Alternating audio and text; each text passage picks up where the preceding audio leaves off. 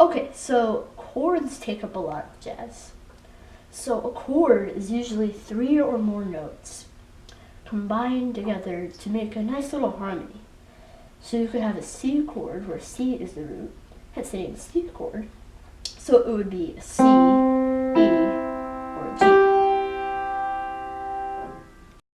Okay, but still, if you have a C chord, there's still different types of C chords.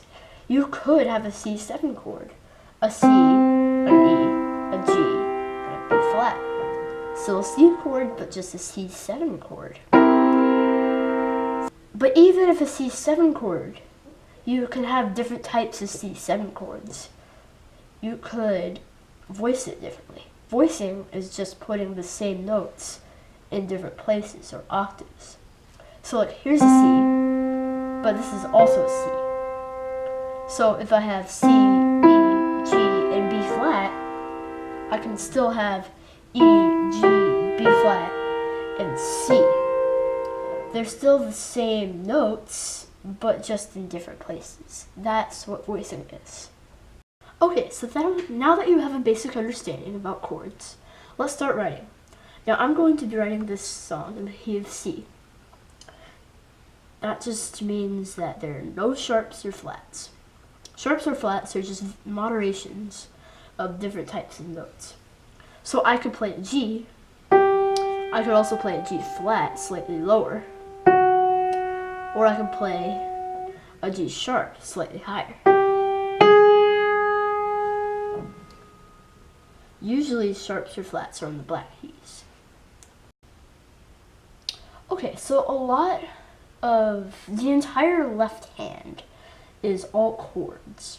That's why it's so important in jazz. So you want a nice little chord progression. A chord progression is just an order of chords. What I like to use is a 2-5-1. All that really means is that you play the 2 chord, the 5 chord, and the 1 chord. Since we are writing this song in C, a 2 is a D. A C is 1 because it's the key you were writing in. And then it just goes, every note is 1 number higher. So a 2 would be a D. A D chord would just be simple, like this. But you want to spice it up a little bit. I like to use minor 7, 7, major 7. A D minor 7 would look like this. But still with this D minor 7 chord, we want to spice it up a little bit more. You want to add a voicing to it. Now there are 2 types of main voicings for jazz. There's category A and there's category B. You want a nice little mix of these 2. I'm going to use B-A-B. Now a D minor 7 in category B format would look like this. So that's our first chord.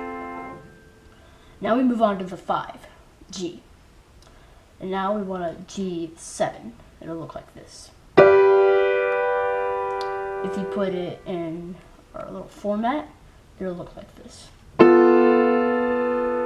there's our second chord. That was a category A format, B-A. And now we move on to category B. And we do the 1, which is C. Now a C major 7 would look like this. If you put it in category B voicing, it'll look like this. And there is a 2-5-1 chord progression. All the left hand is going to be doing, when the right hand is playing the melody, is just going through the 2-5-1 chord progression. So the motif would sound like this.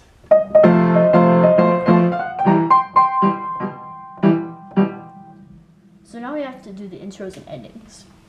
I made up an intro that sounds like this.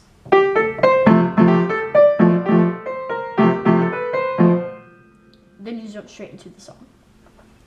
The ending sounds kind of like this.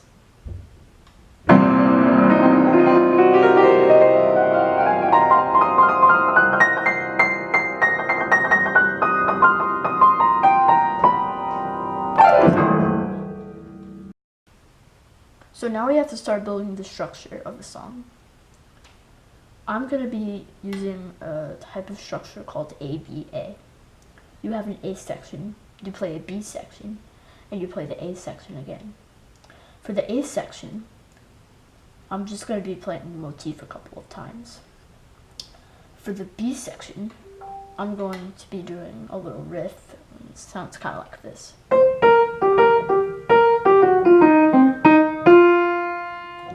And then play the A section again, which is, as you remember, playing the motif a couple times. But we're not done yet. Much of jazz is soloing. Soloing, when you solo, you just improvise. Improvising is just making up the right hand as you go. So here's me improvising.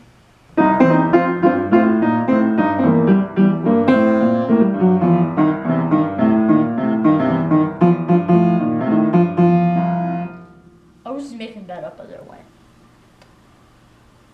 So the solo section would be just playing along to the chords, so it would sound like this.